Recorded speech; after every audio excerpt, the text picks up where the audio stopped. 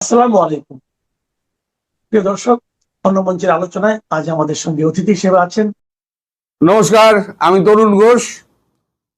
কালকে আমার মোটা মাথায় ঢোকেনি যে ৪৫ দিনের মধ্যে বেড়া দেবে সীমান্তে, এটা নিয়ে এত বিতর্ক বাংলাদেশে হবে কেন?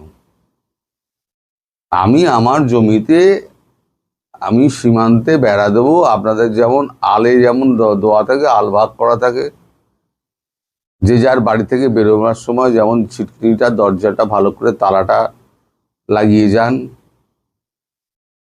সেরকম ভাবে আমি আমার ঘরটাকে আমি সামলে রাখার জন্য আমি কাঁটাতারের বেড়া দিচ্ছি। তাতে পড়শির এত জ্বলছে কেন? এটা কিন্তু আমি কালকে ধরতে পারিনি যে আপনাদের মধ্যে এত রিয়াকশন হবে। কিসের জন্য ভাই? আমরা যখন বাড়ি থেকে বেরোই ভালো করে তালাটা 4বার টেনে বেরোই যে ঠিকঠাক বন্ধ হয়েছে কিনা। তা আপনার বাড়িটা সুরক্ষিত থাকবে আর আমার দেশটা অসুরক্ষিত থাকবে, এবং সেটা আপনাদের জন্য। কারণ আপনারা এখান থেকে চোরাচালান করবেন, আমাদের দেশে অবাধে যাতায়াত করবেন, কুকর্মগুলো করবেন। আর যারা এই নেতা মন্ত্রী যারা এগুলোকে সমর্থন করছেন, আমি তো বুঝতে পারছি তারা এই দুষ্কৃতীদেরই সমর্থন করছেন। প্রত্যেকটা দেশ নিজের দেশকে সুরক্ষিত করার জন্য কাঁটাতারের বেড়া দেয়। আপনি যান না চীনে গিয়ে কাঁটাতারের বেড়া একবার টপকে দেখুন। আপনি ইউএসএ তে অবৈধভাবে প্রবেশ করে দেখুন, আর সেখানে তো কাঁটাতার নেই, সেখানে আপনাকে যেতে হবে উড়ে। অবৈধভাবে প্রবেশ করে দেখুন, এই দলে দলে ফেরত পাঠাচ্ছে। সব দেশই কাছাকাছি যারা আছে কাঁটাতারের বেড়া দেওয়া আছে। তো এখন এখানে যে আপনাদের জমির ক্লেম রয়েছে তা তো নয়। যেমন আফগানিস্তান পাকিস্তানে যেমন জমির ক্লেম নিয়ে গন্ডগোল, তাদের যে কাঁটাতারের বেড়া সেই বেড়া তারা মানে না। ডিউরাল লাইন, পশ্চিমরা বলে পাকিস্তানের ভেতরে আমাদের জমি রয়েছে, পাকিস্তান বলে না এই জমি আমাদের। এই বিতর্ক থাকলে নয় আমি বুঝতাম, কিন্তু সেখানেও বিতর্ক নেই। বিতর্কটা তাহলে কোথায়? বিতর্ক হচ্ছে ভারত কেন কাঁটাতারের বেড়া দিচ্ছে না। আরে ভারত দিচ্ছে তো ভারতের ব্যাপার, আপনাদের জ্বলছে কেন এত? এই যে এত জ্বলছে কেন আপনাদের, আমি তো সেটাই বুঝতে পারছি না। এবার এই অবৈধ যে অনুপ্রবেশ রোধ করতে কাঁটাতারের বেড়াগুলো দেওয়া হচ্ছে, আর ওখানে সম্প্রতি দুজন গুলি খেয়ে মারা গেছেন, সে প্রসঙ্গে আমাদের এখানে একটা খবর বেরিয়েছে, এবং কালকে একে শুভেন্দুকে জিজ্ঞেস করা হয়েছিল যে এই প্রসঙ্গে আপনার বক্তব্য কি। সে আমি আসছি।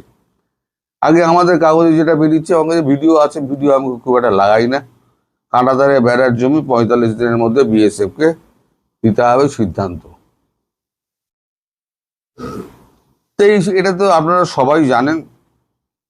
তবে আমি এখানে একটা পড়ছি, বাংলাদেশের প্রধানমন্ত্রী পররাষ্ট্র বিষয়ক উপদেষ্টা হুমায়ুন কবির বলেছেন কাঁটাতার দিয়ে বাংলাদেশকে এখন আর ভয় দেখানোর জায়গা নেই। আরে ভাই, ভয় কিসের দেখাবে? আমি আমার দেশে কাঁটাতারের বেড়া যাচ্ছি, আপনি ভয় পাবেন কেন?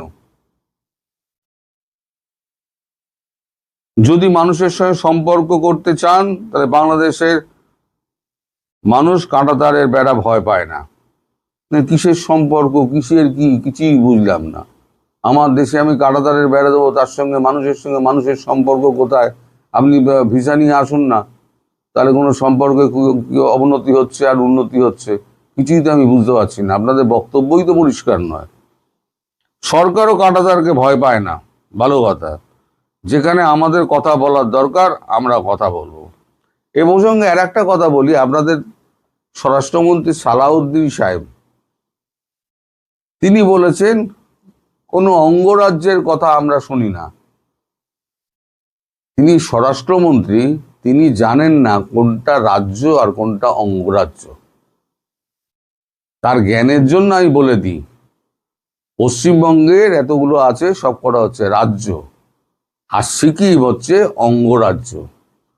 কারণ সিকিম ভারতবর্ষের কাছে সুরক্ষা চেয়েছিল।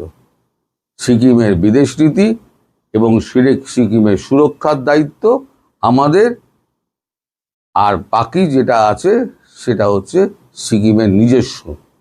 তাদের নিজস্ব গণতান্ত্রিক পদ্ধতিতে নির্বাচন হয়, তাদের মুখ্যমন্ত্রী নির্বাচিত হয়, শুধু বৈদেশিক নীতি, কিছুটা অর্থনীতি এবং সুরক্ষার দায়িত্ব হচ্ছে ভারতবর্ষের।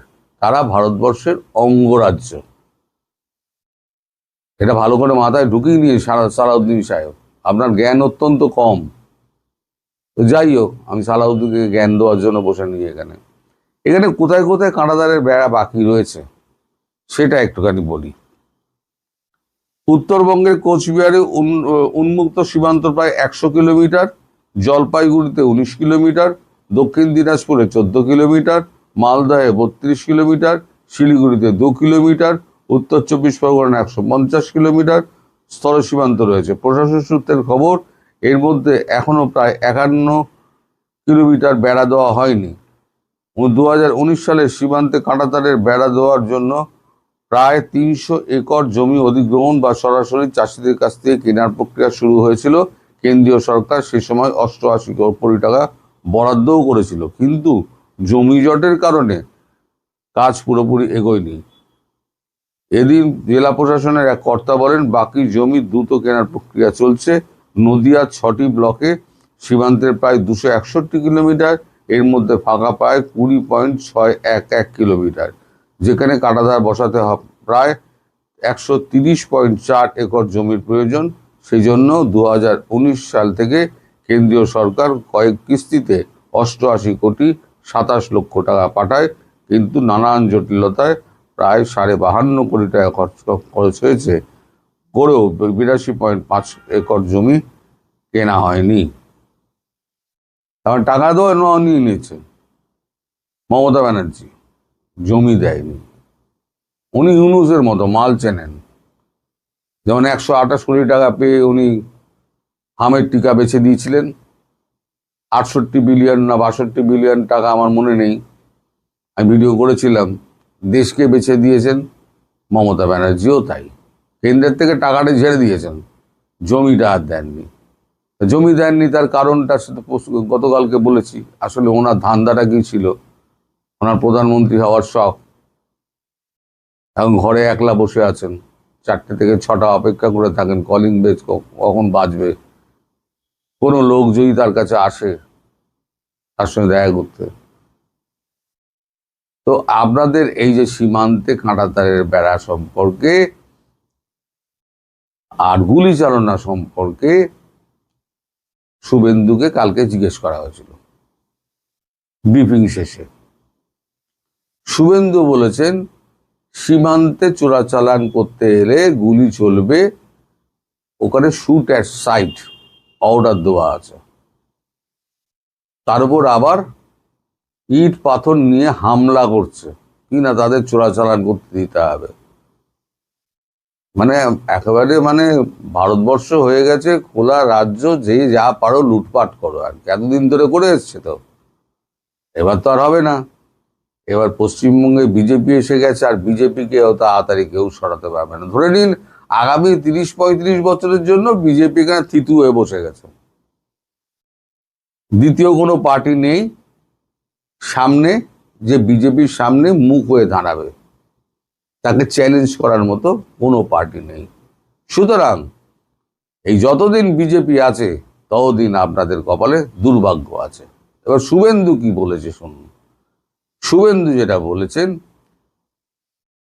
যে দীপুদাস হত্যার সম্পর্কে আমি ক্ষমতা গ্রহণের আগে যে সিদ্ধান্তে ছিলাম, আজও আমি সেই সিদ্ধান্তেই আছি। দরকার হলে ক্যাসেটটা একবার বাজিয়ে দেবেন। আমি চেষ্টা করছি ক্যাসেটটা একবার বাজাতে, দেখুন যদি আপনাদের মনে পড়ে। শুধু ওই রেস্ট্রিকশনের ভয়ে আমি কালারটাকে ব্ল্যাক অ্যান্ড হোয়াইট করে দিয়েছি। सबक सिखाना चाहिए। जैसे इजराइल सिखाया गाजा में, उस तरीके से हमारी भारत की 100 करोड़ हिंदू, देश का हिंदू हित में चल रहा है सरकार, सबक सिखाना चाहिए। जैसे ऑपरेशन सिंदूर में पाकिस्तान को हम लोग सबक। এটা হচ্ছে নির্বাচনে জেতার আগে দীপু চন্দ্র দাস যখন তাকে পুড়িয়ে মারা হয় সেই সময় তার রিয়াকশন ছিল এইটা। উনি বলেছেন এখনো আমার সেই একই রিয়াকশন, আমি নতুন করে কিছু বলবো না, আমার অনেক কাজ রয়েছে, আপনারা দরকার হলে সেইটাই আবার চালিয়ে দেবেন। তা সবাই সেইটাই চালাচ্ছে। আমিও খুঁজে খুঁজে একজনের কাছ থেকে এটা নিলাম, নিয়ে আমি আপনাদেরকে দেখিয়ে দিলাম। এবার ধরুন আপনাদের দেশের তো প্রচুর লোক তো বিদেশে যায়, কিন্তু দেশীয় যে অভ্যেসটা সেই অভ্যেসটা কিন্তু তারা ছাড়তে পারে না। বিদেশের লোকেরা কিন্তু ঘরে তালা চাবি মারে না, তার দরজায় টেনে দিয়ে বেরিয়ে যায়, এসে আবার দরজা খুলে ঢুকে পড়ে। কিন্তু আমরা যখন বিদেশে যাই তখন একটা ভারী তালা নিয়ে যাই, ভারী তালা নিয়ে গিয়ে আমরা ওই তালা চাবি মেন ডোরে আটকে দিই, কারণ এটা আমাদের অভ্যেস। আমাদের মাথার মধ্যে ঘোরে ওই পড়শি এসে আমার বাড়িতে চুরি করে নিয়ে যাবে। তা মানুষের যে অভ্যেস সে অভ্যেস তো পাল্টাতে পারবে না। এখন এই কাঁটা তারের বেড়া শুধু হয়েছে, এবার বাকি কি কি হবে আপনাকে আমি বলে দিচ্ছি 2-3 করে। গরু পাচার বন্ধ হচ্ছে, কাঁটা তারের বেড়া বসছে, এইবার খাদ্য পণ্য পাঠানোর ব্যাপারে শুভেন্দু একেবারে না করে দেবে। কারণ এখানে মমতা ব্যানার্জি আগে চেঁচাতেন যে ওরা খাদ্য চাইছে, খাদ্য দিতে হবে। শুভেন্দু অধিকারী তো বলবে না, তোমাদের দেশ, তোমরা খেতে পেলে কি না পেলে তোমাদের ব্যাপার, আভ্যন্তরীণ ব্যাপার। তো আমি তো তার মধ্যে ঢুকতে যাব না, আমার কি দরকার পড়ে তার মধ্যে ঢোকার। এখন শুভেন্দু যদি না চায়, আর যদি গেট খুলে না দেয়, সীমান্তের গেটগুলো, এখন তো শুভেন্দু রাতে গেটগুলো যদি খুলে না দেয়, তাহলে পরে আপনাদের ওখানে খাদ্যপণ্যটা যাবেই করে। কারেন্টটা এখন কি হবে আমি জানি না, গৌতম আদানির সঙ্গে কি কথাবার্তা হচ্ছে আমি জানি না, তবে আমাদের ন্যাশনাল গ্রিডের সঙ্গে লাইন জুড়ে দেওয়ার সমস্ত ব্যবস্থা হয়ে গেছে। যে কোনো দিন লাইনটি জুড়ে দেবে আর আপনারা নিষ্প্রদীপ হয়ে যাবেন। আপনাদের কপালে অনেক দুঃখ আছে, আপনারা যতই নাচছেন না ভারতবাসী তত বেশ মজা পাচ্ছে। দেখ কেমন লাগে, ভারতবর্ষ দখল করবি তো দেখ কেমন লাগে। আসলে ওই জায়গা থেকে ঢুকে মমতার সাহায্যে 4 ঘন্টায় কলকাতা দখলের হুঙ্কার দিয়েছিলেন আপনাদের হাঁটতে না পারা সেনা অফিসার, প্রাক্তন সেনা অফিসারগুলো। তারপর বড় বড় চোখ করে সার্জিস আলমের সেই বড় বড় কথা, নাহিদ ইসলামের আঙুল তুলে কথা, তারপরে ওই আবার 26 অক্ষরের যে নাম আছে সজীব ভুঁইয়া, আসিফ মাহমুদ সজীব ভুঁইয়া, মাঝে মাঝে আমি ভুলে যাই এত বড় নাম। তো যাই হোক, এখন আপনারা ওয়েট করুন, আরো কি কি দুর্ভাগ্যের খবর আপনাদের জন্য অপেক্ষা করছে। ভারতবর্ষ ছাড়া বাংলাদেশ অচল, মানতে শিখুন। এটা যত তাড়াতাড়ি মানবেন জানবেন তত তাড়াতাড়ি আপনাদের মঙ্গল। আর নইলে ওই ক্যারাম বোর্ডে স্ট্রাইকার দিয়ে যেমন গুটি ফেলে না, টাকাস করে মারবে, একদম গর্তে গিয়ে পড়ে যাবে। করছে না ভারতবর্ষ, ইচ্ছা করে করছে না, নাচাচ্ছে। পুতুল খেলার নাচ দেখেছেন, দড়ি দিয়ে আপনাদেরকে নাচাচ্ছে নরেন্দ্র মোদী। আর একটা কথা জানবেন, সেটা হচ্ছে এই যে নরেন্দ্র মোদীর মানে নাক, কান, চোখ, পঞ্চেন্দ্রিয় যদি বলেন, এই পঞ্চেন্দ্রিয়র মধ্যে কিন্তু আছেন এই ওই আমাদের হেমন্ত বিশ্ব শর্মা আসামের মুখ্যমন্ত্রী, আমাদের এখানে হলেন শুভেন্দু অধিকারী, ওদিকে যোগীজি, তারপরেতে উড়িষ্যা, তারপরেতে আপনার বিহার, নীতিশ কুমারের, সব হচ্ছে গিয়ে মোদিজির পঞ্চেন্দ্রিয়র অংশ বিশেষ। অর্থাৎ মোদিজির মানে এছাড়া, নির্দেশ ছাড়া এগুলো কোনো কিছুই হয় না। আপনারা মনে করেন সবাই বোধহয় ইন্ডিপেন্ডেন্টলি করছে। এটা একটা সুসংগত মানে রেজিমেন্টের দল হচ্ছে আমাদের বিজেপি। এই রেজিমেন্টের দল যে থাকে না, আপনাদের মতো দল নয়। আপনারা রেজিমেন্টের পার্টি কখনো আপনারা দেখিনি। আওয়ামী লীগও ছিল না, বিএনপি নেই, কেউ কারোর কথা মানে না। এই রেজিমেন্টের দল যারা আছে তাদের কাজকর্ম একটু ডিফারেন্ট হয়, যেটা বামফ্রন্টের ছিল, তৃণমূলের ছিল না।